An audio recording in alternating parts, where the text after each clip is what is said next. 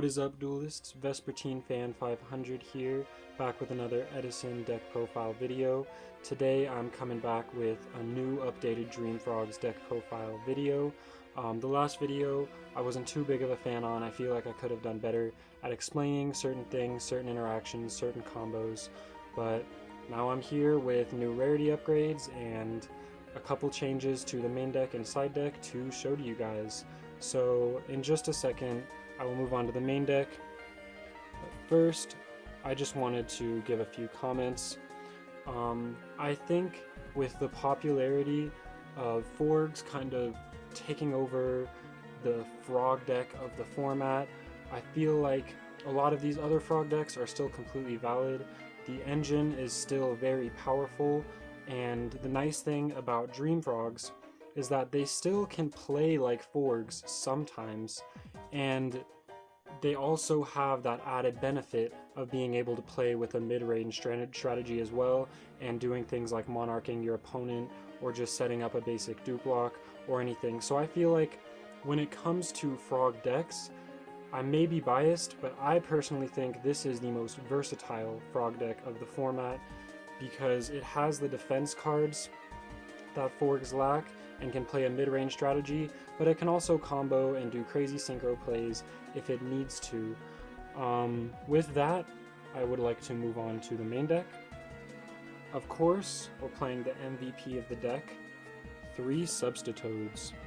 This card right here doesn't really need much of an explanation if you've played FROGS before, but if you're newer to the format, Substitoad has an effect that allows you to tribute another monster or itself to special summon a frog monster from your deck straight to the field. And it also has the added benefit of when this card is on the field, frog monsters cannot be destroyed by battle. This card right here is just the engine of the entire deck. It's what makes everything move, it's what makes everything work, and it's also just insane. I love Substitoad. I'll show you later in the video, but it allows for you to do a lot of things that other decks just simply cannot. This guy plus, I'll show this random body, this guy plus 1 random body, boom, you can thin out your entire deck. You can make any Pot of Avarice in your hand live, any salvage in your hand live. The second you see Substitoad is the second that you can kind of just start customizing and making the plays you want to play.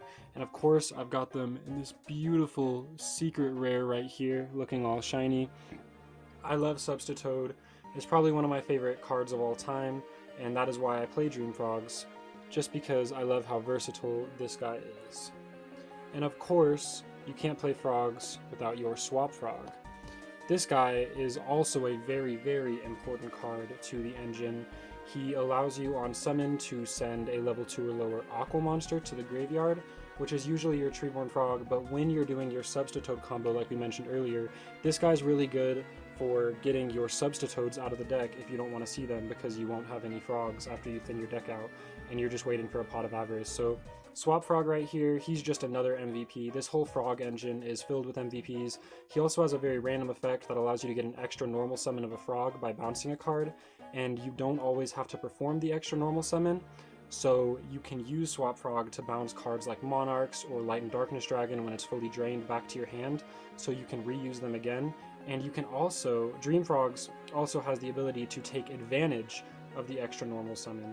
So with the utility frogs that I will talk about later, Swap Frog, a play I like to do sometimes when I'm down bad for cards is add Swap Frog back to my hand, extra normal summon the Flip-Flop Frog, and boom, that's just an added layer of defense for your board. If you don't want to end on an empty board and you need something to protect you, like maybe you're about to die, you can just extra normal summon your Flip-Flop Frog, and you can even do that after bouncing something like a Monarch. Super cool guy. I love Swap Frog. He's the best. Now, of course, as I've mentioned in other videos, we do play 3 copies of the Dupe Frog, and I think Dupe Frog is amazing. I think Dupe Frog is kind of the whole defensive part of your engine. Obviously not the entire defensive part of your engine, but he is kind of hard for certain decks to get over, and even if decks can clear the dupe block, you can always just bring them back with Pot of Avarice and dupe block them again. That's another added benefit of DreamFrogs that DreamFrogs does really well that a lot of other frog decks don't have access to. Frog is your guy. He kind of forces your opponent to play in a certain way by attacking it, and he also, if you're down bad for cards, like I said, he works great as a nice chump blocker. Blocks things out like Dyna if you really need to, blocks out Alias, blocks out anything that can't beat over 2,000. He's just that guy when you need him to be, and he can also search cards from your graveyard or your deck, search a frog card other than himself to kind of help you get some extra recursion if your dupe block is broken. The next two cards I want to talk about, and the reason it has been a while since I have posted a new video is because I was waiting for these bad boys to arrive. My ultimate rare Treeborn Frogs. One of them is first ed, and one of them is not first ed. I kind of don't want to get into the whole story behind that, but Treeborn Frog is another MVP the engine. The Frog engine is just filled with MVPs. He's what allows you to get free Monarchs every turn. He's just a free +1 every turn. During your standby phase, he comes back.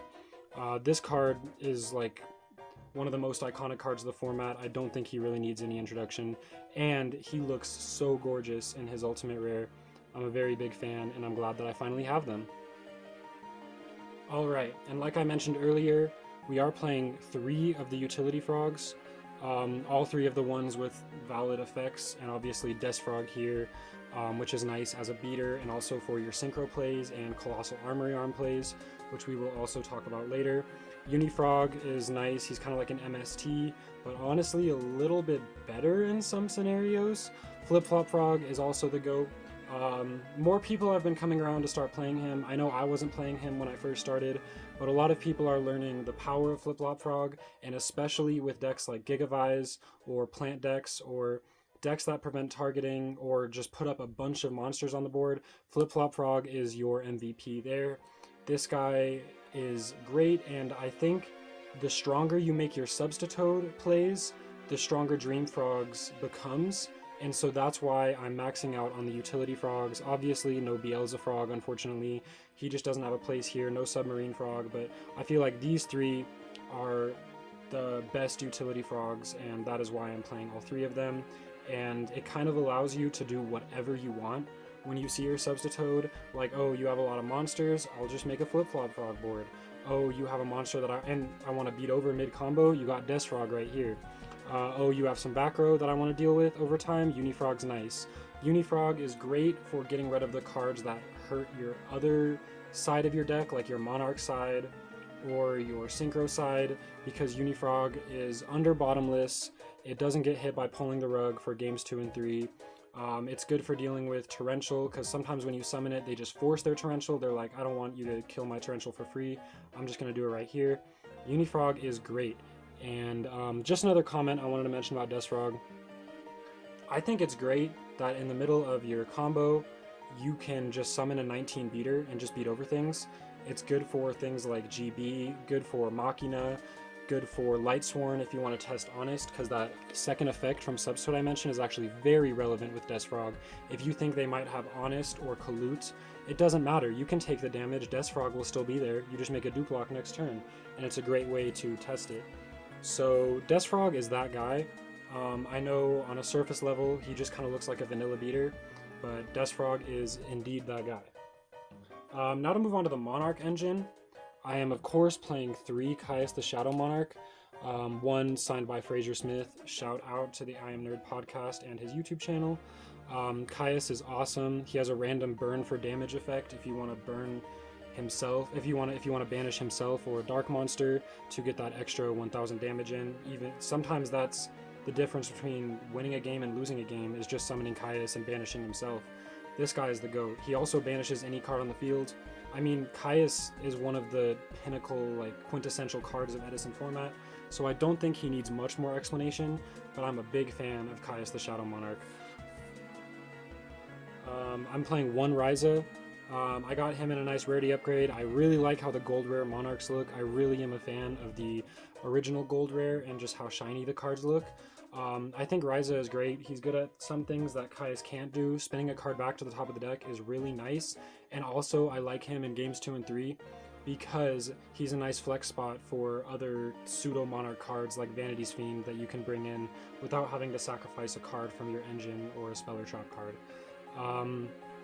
kind of my favorite card of all time, Dark Dust Spirit. Um, I mean, honestly, the main reason I'm playing Frogs, or the reason I started playing Frogs, was because I thought Dark Dust Spirit was so cool. And I have him in Hobby League Rarity. I don't know if you can see that very well, but he just looks beautiful. And it's nice. He's also nice against plants. He's nice against things that have targeting protection. Honestly, Dark Dust Spirit is just a great sweeper, and I feel like more people should come around to him and maining him in Frog decks. I've heard a big concern is that they can flip Legacy of Yatagarasu on you to draw 2 cards. I have never had that happen to me in the history of Yu-Gi-Oh! In the history of me playing Yu-Gi-Oh! At least. I know it's happened to some people, it's never happened to me. Maybe the day it happens to me I'll be upset about it, but Dark Dust Spirit stays being the absolute GOAT. And for our final tribute payoff card, I'm playing 1 Light and Darkness Dragon. I've tried 2 in the main, I've tried 2 in the side.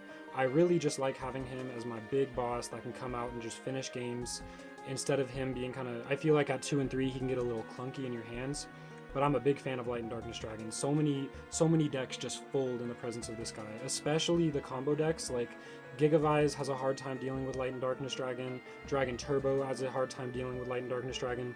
FROGS unfortunately does not, because they have the GOAT Treeborn Frog to help you deal with that. But Light and Darkness Dragon is just, I love him, and every time I bring him to locals, he's the MVP.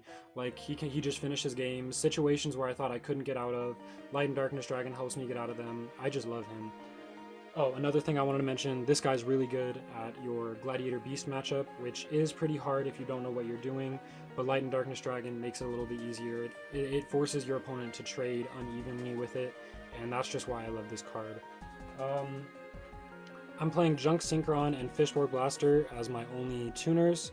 Fishborg Blaster, you could write a whole book on this guy. I mean, if you've seen any deck list on FROGS, or if you've seen any FROGS player play ever, this guy right here is insane. In games that I see him, I often just instantly win. I kind of like playing him just at 1 though, simply because seeing multiples in your hand can be weird, and if you don't have the right hand to kind of help him out and help him combo, it's not always the best. Like if you don't have Avarices or Salvages, you kind of are left with a subpar board. And obviously decks like FROGS are better at capitalizing on Fishborg Blaster because they play a lot more of those power cards, while I'm only on 4 of those power cards in total. But Fishborg Blaster is amazing. A lot of times what I like to do is when I see Fishborg Blaster and I can't Colossal Armory Arm, like let's say it's a turn 1 play, I like to end on a dupe lock with my flip-flop frog, and then picture a Stardust Dragon right here. Actually, I got him. And this right here, tell me how you out this board. I mean, unfortunately, Mind Control is kind of a nice way to deal with it, but a lot of times you make that board and your opponent just folds. So Fishborg Blaster is really good for making boards like that. He's also good at providing multiple bodies for your Substitute to combo off with. Any card in your hand can just turn into a frog on the field, and I think that's really fun. I think it's really fun to just bring out a bunch of frogs and just like ambush your opponent with a whole army of frogs. I think that's fun, and obviously we're playing the Junk Synchron in this nice ultra rare, I believe it's from the tins. I just recently picked him up and he's beautiful. Junk Synchron's awesome. There are so many tricks with Junk Synchron and FROGS, because him and Swap Frog, they're kind of like buddies. They work well together because you can bounce your Junk Synchron back if you're not ready to use him. You can use Swap Frog to bounce back whatever he revives. Like you can recover a Substitoad if you need to, and just bring your Substitoad back and then like make a magical android or something that way. But Junk Synchron has a lot of tricks, too many for me to cover in this short deck profile, but I'm a big fan of him, and he's also really good at just, he's kind of like a Monarch in your extra deck. Like, think of it like he works well with Treeborn because he gets the extra level. He makes 6s very easily, he makes 5s very easily. Junk Synchron's just that dude. I'm playing Sangan to help search out a lot of those power cards I was mentioning to you earlier. You can search Substitoad, you can tribute him with Substitoad if you get into a game state like that, and you can go Mega Plus. But Sangan is just nice. I got him in this nice Turbo Pack rarity. I think he looks beautiful. And I'm a big fan of him, especially because he can search out another card I'm about to show you, Battle Fader. Battle Fader is clutch. especially against all these OTK decks, these decks that just want to kill you so fast. They overextend, they push into a Battle Fader, now they have no cards left, and you can hit them with something like Dark Dust Spirit, like I mentioned earlier, and boom. They're going to wish they never even attacked you because they were not ready for Battle Fader. And I'm also playing Gores in his Gorgeous Ghost rarity. Gores doesn't really need much of an explanation. He's a great power card for punishing your opponent when they attack and they don't have an answer for him. Sometimes, in certain situations, just summoning Gores is enough to just overpower your opponent. And I like having these 2 Battle Stoppers, just so I'll see a defensive card more often, especially against certain decks that really just like to push for gain. That's it for all the monsters I'm playing, but for the spell cards, since it's Dream Frogs, I'm playing 3 Pot of Avarice and 1 Salvage. I've seen people play 2-2, I've seen people play no Salvage. This is the ratio I think works best with me. Let me know in the comments if you play Dream Frogs and you have an argument for your ratio. But this right here is just the best ratio in my mind. I like being able to recur anything you want. Like, the only reason we need to play 2 tuners is because you can recur your Junk Synchron if you want to. Obviously your Fishboard Blaster doesn't need recursion, but a lot of times what I use this for is just recycling the Frog engine, so you can just dupe, like some decks struggle with breaking a dupe block once. How about breaking a dupe block 4 times, theoretically? Because this deck can do that, and it makes it hard for your opponent to keep up with you because you just keep getting advantage. And what's especially nice about Dream Frogs is this guy right here makes it so you see these Pot of Avarices more often because you're thinning your deck.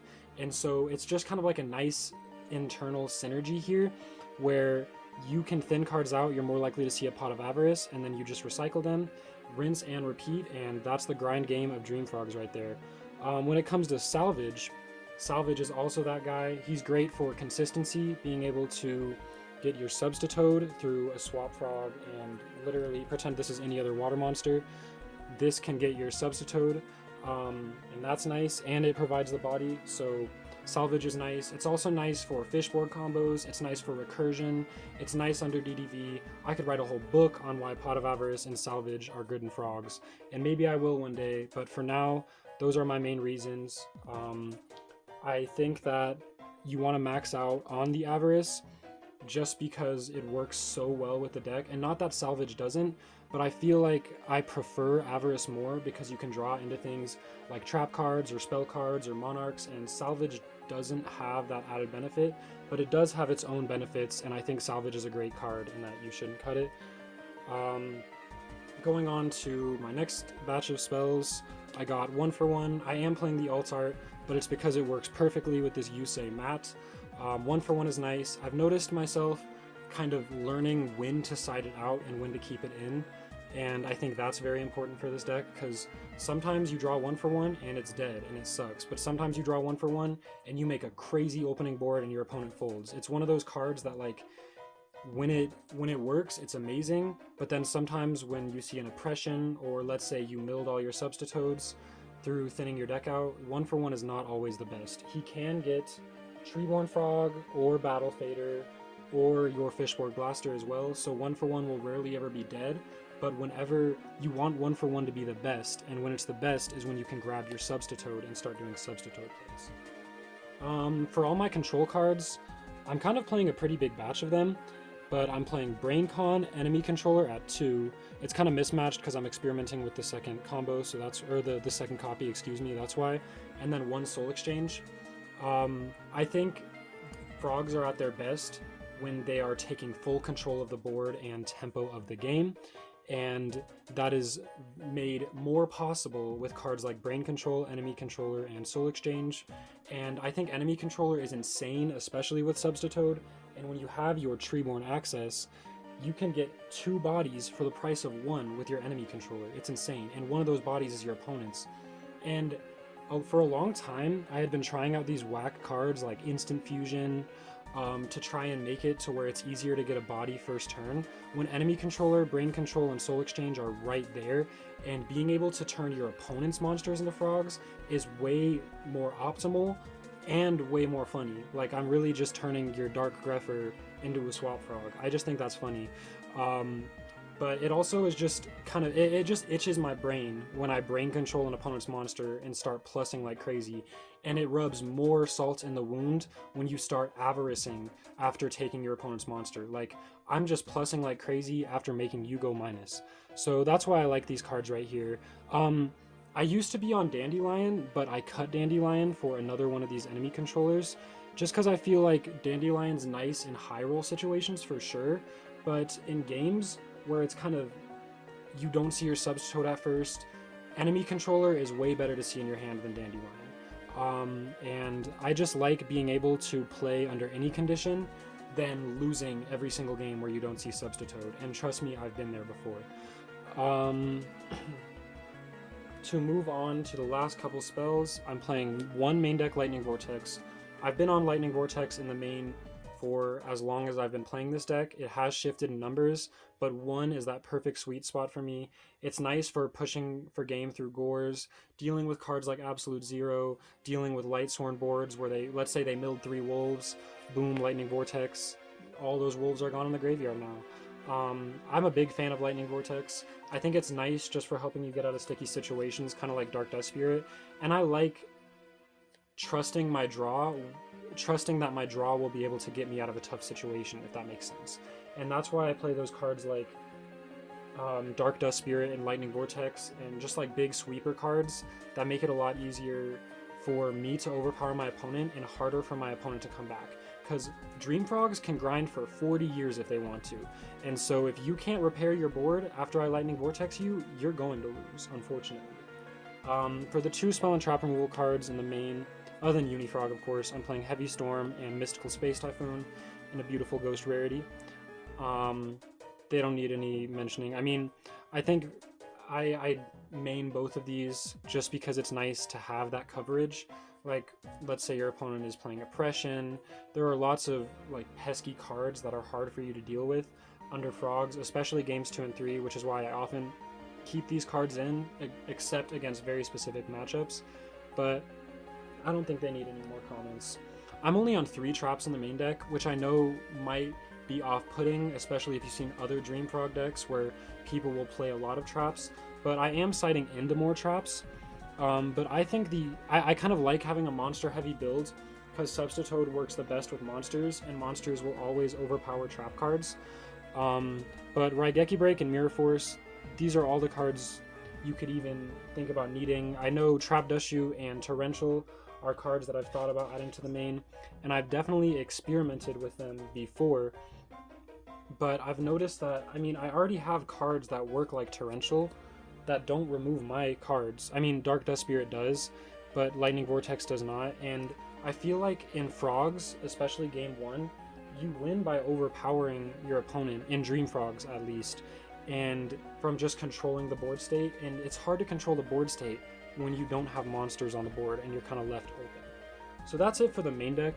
To move on to the extra deck, there's a lot of weird spots in this extra deck. I'm still kind of fixing it and kind of making sure everything works perfectly. I'm playing a couple weird jank cards, and this card's kind of like a flex spot because I'm waiting on the second Armory Arm to arrive.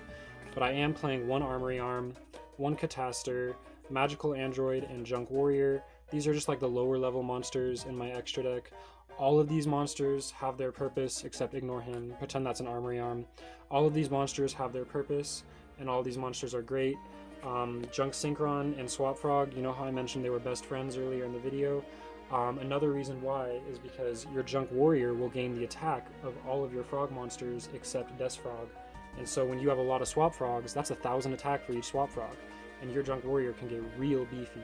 I'm playing Uraquizis, Goyo Guardian, and Brionac for my 6s. You go into 6s all the time, and so that's why I think it's warranted to play a card like Uraquizis, and especially because it's nice against the plant matchup or anything that just leaves low defense position monsters, because like Flameville Uraquizis can go for game, and under a dupe block it's nice because you're pushing for damage a lot and gaining attack while they still can't attack you. And Goyo and Brio, these are like, they carry Edison on their backs. There's not, in terms of the extra deck at least, they're probably the best extra deck monsters in Edison format, so I don't think they need much more introduction or explanation, but they're just great. For my 7s, I'm playing Black Rose, Junk Archer, and Ancient Fairy. Pretend this is an Urabellum. I'm still waiting for that to arrive, but once it does, once the Armory Arm and the Urabellum arrive, then the extra deck will be complete. I have never used this guy, but I've always just kind of had him sitting there waiting until the right time I can use him. Ancient Fairy Dragon, I also don't really make that often. I make Black Rose all the time. Black Rose is an MVP of the deck, and I love it. I used to have a QCR, I offloaded it, so instead I have like this cool kind of blue rarity, and I think it just looks nice. For the 8, alright, and on to the level 8s, I have Red Dragon Archfiend, Stardust Dragon, and Colossal Fighter. Red Dragon Archfiend is kind of a spicy pick. Honestly, it's mainly because I just don't own a Thought Ruler Archfiend. That's another card that I just need to get eventually. But he's nice, and he comes out eventually. He's a nice 3,000 beater. A lot of things don't get over 3,000 in the format. I think like Dragon Turbo is one of the only decks that can contend with 3,000. So Red Dragon Archfiend is nice. He does come with that weird side effect that every monster on your field has to attack or else it gets destroyed, which stinks, especially if you're dupe blocking someone. But he's nice when he comes up. He rarely comes up though. Stardust Dragon is nice. I don't think he needs much explanation. He's great against a lot of matchups. Like, yeah, he's kind of weak into the Frog Mirror, but that's okay because the decks he's good against, he's amazing against. He's especially nice when you use him with Unifrog to play against Deep Prison. So let's say you have like a Frog and Stardust Dragon.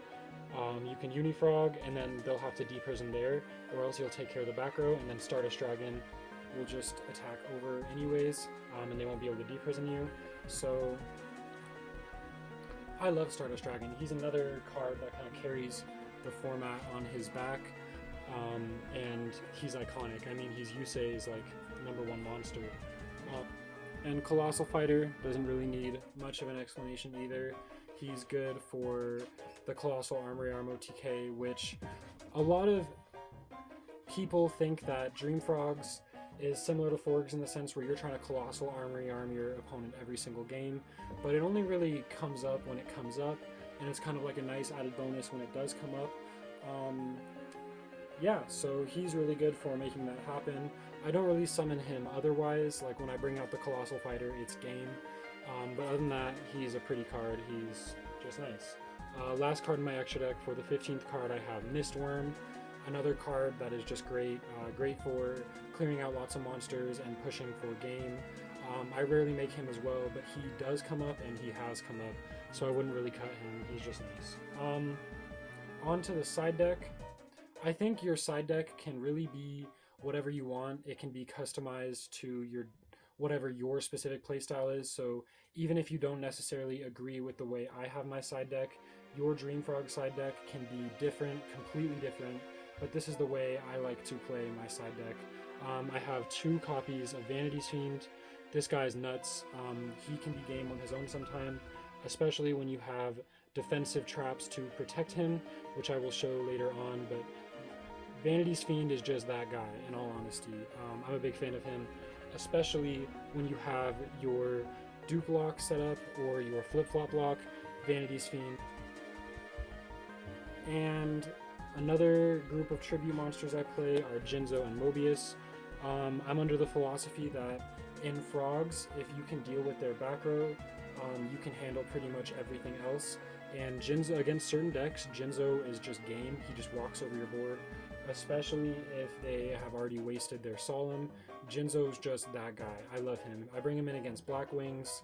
I bring him in against Gladiator Beast sometimes, depending on the variant. Any deck that just kind of like sets 5 pass, like Winged Rhinos or Counter Fairies or whatever, Jinzo is really nice. Mobius is nice, but for different reasons. Kind of like Light and Darkness Dragon, no matter what, your Mobius is going to trade with cards. In an ideal world, you're soul exchanging a monster and Mobiusing for 2. I like him against Black Wings to deal with Whirlwind plus another form of interaction. And it's also great, like I mentioned earlier, with Soul Exchange, which I'm also citing an extra copy of. But against Gladiator Beasts, it's nice when you can Soul Exchange their monster, getting rid of any Chariot possibility, and then take care of 2 of their back row. It just trades very nicely, even without the Soul Exchange. I'm a big fan of Mobius. He has gotten rugged a couple times, but He's kind of a newer addition to my side deck, but ever since I've added him, he's been great. He's good against the stun matchup, like if they're playing macro stun, Mobius is nice. He just can be thrown in against a lot of things with heavy back row, so he's that guy. Here's my DDV squad cards that I bring in that are normal summonable under DDV. Dream Frogs, in theory, is really bad against Deck Devastation Virus, but post side, if you can thin your cards, you can make it so you're pretty much DDV proof with Substitute. So these cards are extra nice. I bring DD Assailant in against Black Wings, and any deck that I want to have a Walking D Prison against, like sometimes Machina even. Kaiku the Ghost Destroyer is nice against Vayu and the Frogmere. If I had to pick one of these to get rid of, though, it would probably be DD Assailant, sorry to her, because these two are great, but the real MVP here is Breaker the Magical Warrior. I know a lot of other Frog decks that aren't Dream Frogs side Breaker, but ever since I added him, I have not taken him out. Ideally, I'll get a rarity upgrade for him one day, because right now he's just sitting as a common, but he's great. He's great just to normal summon and beat over things. He's great to deal with a back row, like, Breaker's just that guy. I love him. The one spell I mentioned earlier was Soul Exchange, and Soul Exchange is nice to have an extra copy against decks like Gladiator Beasts, decks that set a lot, like Hamster Echo Caius decks. Soul Exchange is really nice against. And he's nice when you bring in a lot of extra tributes, like as you notice. I mean, I'm bringing in Vanity's Fiends, sometimes I'm bringing in Jinzos and Mobiuses, so having that Soul Exchange to deal with their monster and establish my own is always very nice. There was a time when I went to YCS Anaheim, actually, I sided 2 Soul Exchange. This card, when you have too much of it, it bricks, so it's nice just to have a nice sweet spot, and I think one in the main and one in the side is exactly what I need, because you can always just swap an Econ for a Soul Exchange depending on what you want to beat. It's just, this side deck makes your Dream Frogs deck very transformative and makes it to where it can deal with pretty much any threat post-board. Like I said, I know I'm only maining 3 traps, but I am siding multiple. So I like to side into multiple traps. It's just a nice Frog game plan, because a lot of times your opponent will get rid of their back row removal. They'll side out Heavy Storm, they might keep in the MST, but you don't really have to worry about your back row getting hated on. And Dust Tornado is nice when Mask of Restrict comes in, when Pulling the Rug comes in against Black Wings for their Black Whirlwind. I mean, side decks that aren't Frogs side Dust Tornado, some even main it. Dust Tornado is just nice. I mean, it's an extra copy of MST. Obviously, it's not as good as Mystical Space Typhoon, or else it would be limited as well, but Dust Tornado is just nice to have. I side 2 D Prison and 1 Compulse. I'm a big fan of defensive traps in Frogs, and especially when cards like Vanity's Fiend and Kaiku Kaiku, yes, and Fossil Dyna, those 3 cards in specific, these 3 cards are nice against preventing them getting through, and any deck that is super aggro, it's also nice to have just extra defense. Compulse is nice against Vayu, it's nice against Gigavise, it's nice against any deck where I just kind of want to stop them from getting established as well.